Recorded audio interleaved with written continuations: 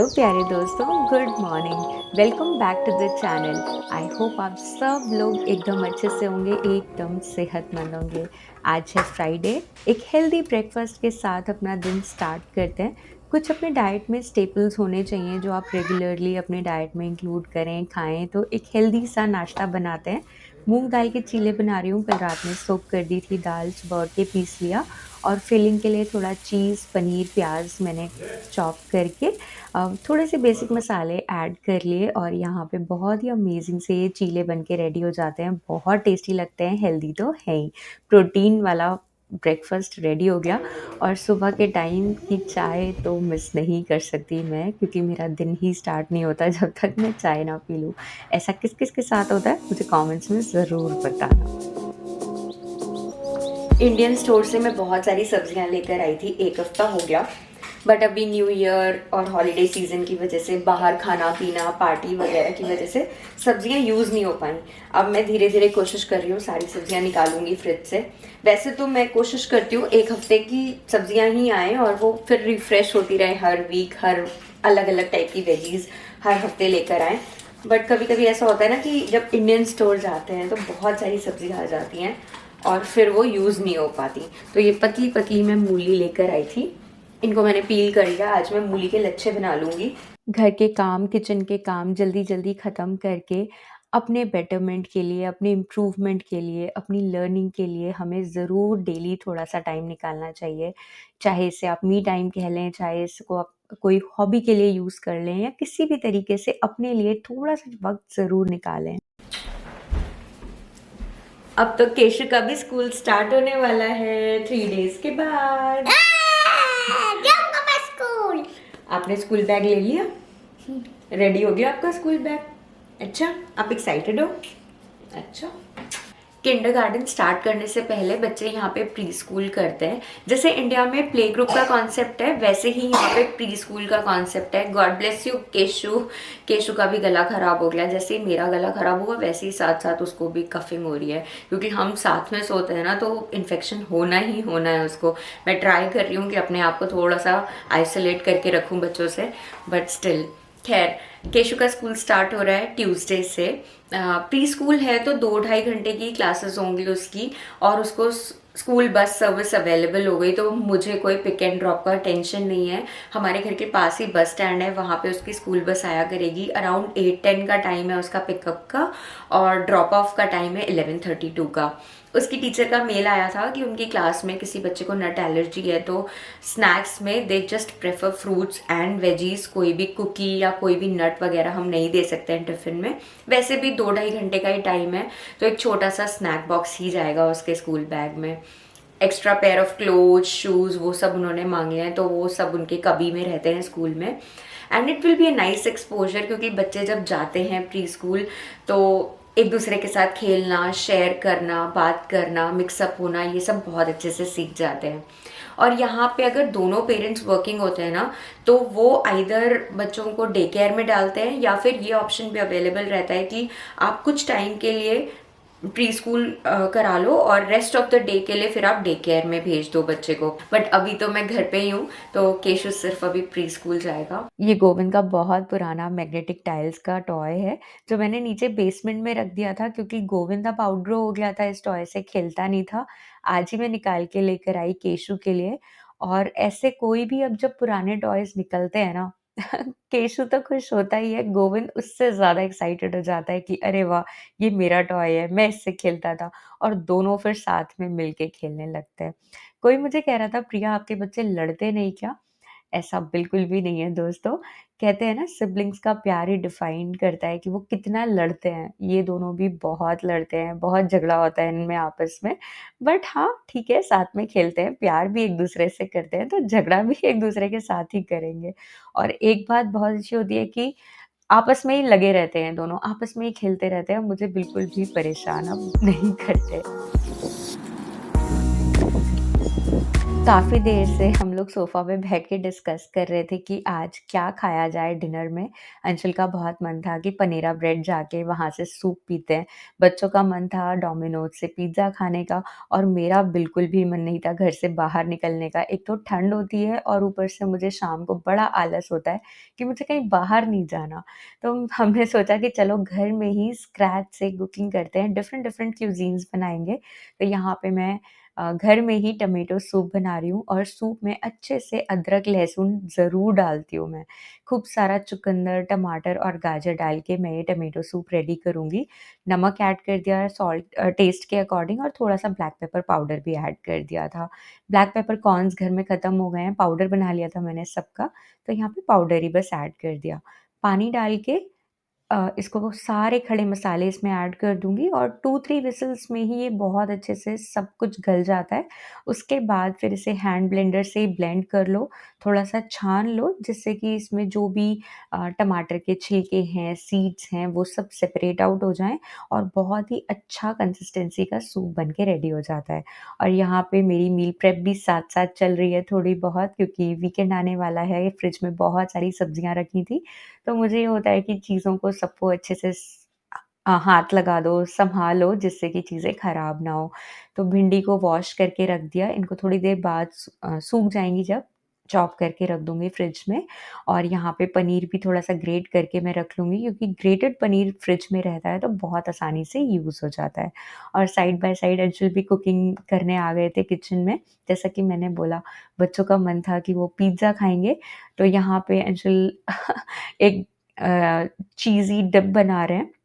तो यहाँ पे उनकी अपनी ही एक कोई रेसिपी होती है जो वो कहीं से देख के आते हैं, अपनी कुछ इनोवेशन करते हैं और जब वो किचन में होते हैं तो मैं साथ-साथ उनके लगी ही रहती हूँ, बैठने का मौका नहीं मिलता क्योंकि ये कहाँ रखा है, वो कहाँ रखा है, ये सब फिर मैं ही बताती हूँ, मैं ही उनको सामान देती रहती हूँ।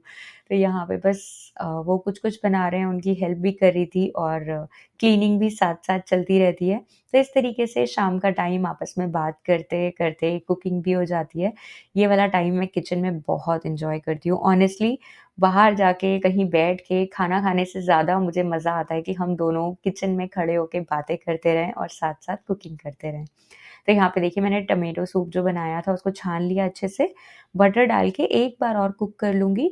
सॉल्ट एडजस्ट कर लूँगी टेस्ट के अकॉर्डिंग, पहले मैंने थोड़ा कम ही डाला था और थोड़ी-सी चीनी भी ऐड कर लूँगी टेस्ट को बैलेंस करने के लिए, बहुत ज़्यादा अ, सावर ना हो जाए टेस्ट में इसीलिए बस थोड़ा-सा चीनी ऐड कर दी। और ये देखिए कोई कॉर्नफ्लावर वगैरह नहीं ऐड किया इसीलिए सूप की कंसिस्टेंसी थोड़ी-सी पतली है, बट अगर आपको थिक चाहिए तो आप थोड़ा-सा कॉर्नफ्लावर वगैरह ऐड कर सकते हैं। और यहाँ पे मैं ये गोपी मलाई थोड़ी-सी ऐड कर दूँगी सूप में। क्रीमी टेक्सचर हो जाएगा, थोड़ा-सा रिचनेस आ जाएगी और टेस्टी भी लगेगा पीने में। तो सबके लिए मैंने निकाल लिया बोल में और काफ़ी बार आप लोग पूछते हो कि घर पे हम लोग पिज़्ज़ा कैसे बनाते हैं बच्चों के लिए?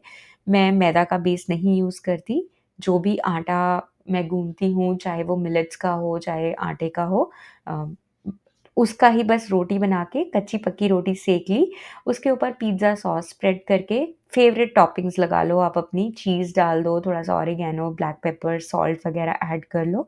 मैं तो बच्चों के में खूब सारी सब्जियाँ भी ऐड कर देती हूँ और अपना पिज़्ज़ा जो बनता है उसके ऊपर हैलोपिनोज़ भी हम लोग ऐड करते हैं। अवन है ही उसमें 410 डिग्रीज़ पे अराउंड 7 टू 10 मिनट्स में पिज़्ज़ा बेक हो जाता है और जैसा कि मैंने बोला अंशुल का मन था गार्लिक ब्रेड भी खानी है, तो ये होल व्हीट ब्रेड मैंने घर में ही कल बेक की थी। इस पे जो अभी चीज़ी स्प्रेड बनाई थी अंशुल ने वो स्प्रेड कर दी और थोड़ा-सा चीज़ डाल दिया। सब कुछ एक साथ अवन में लगा देंगे, ब्रेड को पहले निकाल लेंगे, 3-4 मिनट में ही ब्रेड को निकाल लिया था और पिज़्ज़ा को होने में अराउंड 8 टू 10 मिनट्स लगे थे।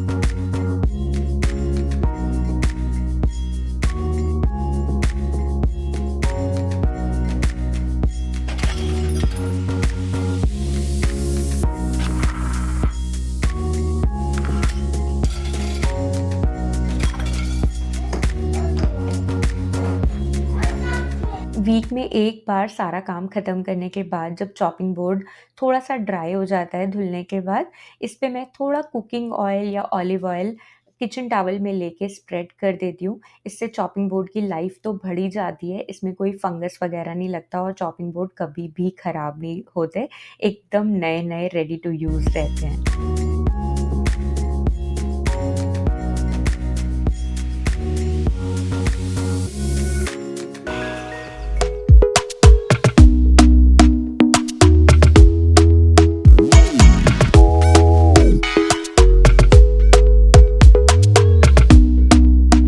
जस्ट अभी थोड़ी देर पहले आए हैं हम लोग कॉस्को से, लाइब्रेरी से सारा काम ख़त्म करके, और आते आते आज इतनी तेज़ भूख लग रही थी। वैसे खाने का टाइम हो गया था, 1:30 बज गया था, तो बट ऑब्वियस भूख तो लगनी थी। मैं घर से खाना वाना प्रिपेयर करके रख के जाती हूँ, जिससे कि ना बाहर खाने का मन भी करे तो एक बैक ऑफ द माइंड में ये चीज़ रहे कि घर में खाना बना हुआ है, सब कुछ रेडी है। कॉस्को से कुछ स्टेपल्स हैं जो मैं लेकर आई हूँ, कुछ नया सामान तो नहीं है बट मैं आपको दिखा देती हूँ क्योंकि आप लोग ग्रोसरी हॉल्स बहुत पसंद करते हो। ये मेरा स्टेपल है जो कॉस्को से हर वीक आता है। ये आते ही इसको ब्लांच करके पीस के मैं रख लूँगी, फिर ये बहुत यूज़ होता है मेरे घर में। आज गोविंद ने अपनी पसंद से स्ट्रॉबेरीज ली हैं। कभी मैं ना फ्रूट्स का रोटेशन करती रहती हूँ, कभी ब्लूबेरीज आ जाती हैं, कभी रास्पबेरीज आ जाती हैं, कभी स्ट्रॉबेरीज आ जाती हैं। कॉस्को के fruits hands down best quality के होते हैं और मतलब आज तक कभी ऐसा नहीं हुआ कि फ्रूट कभी ख़राब निकला हो। कोई एक आधा पीस निकल जाए अलग बात है, ओवरऑल पैकेजिंग में जो फ्रूट्स आते हैं वो बहुत अच्छी क्वालिटी के रहते हैं।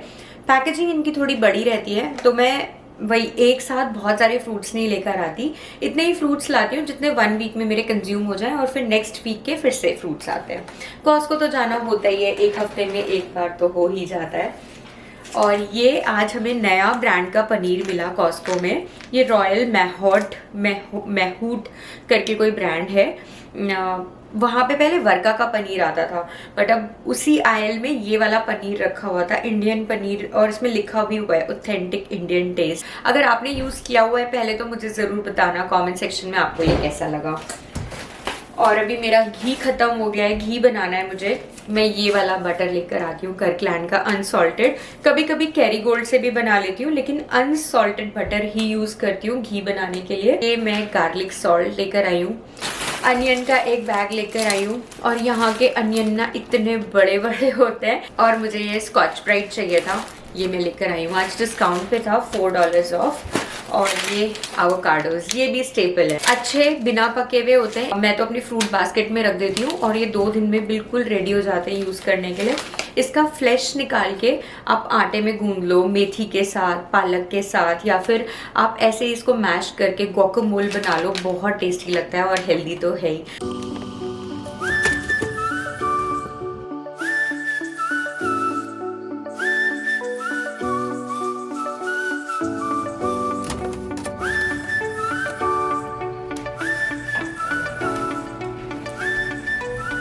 मैं अपने लिए हर्बल टी बना के लेकर आई हूँ।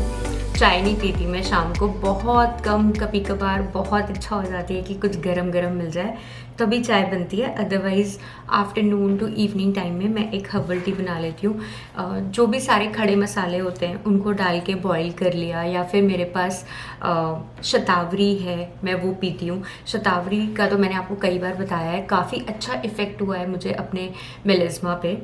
तो आज तो काफ़ी दिनों बाद मैंने याद करके बनाई है, ये पीऊँगी और उसके बाद मुझे थोड़ा सा काम करना है। मैं अपना लैपटॉप यहीं ला के काम करूँगी।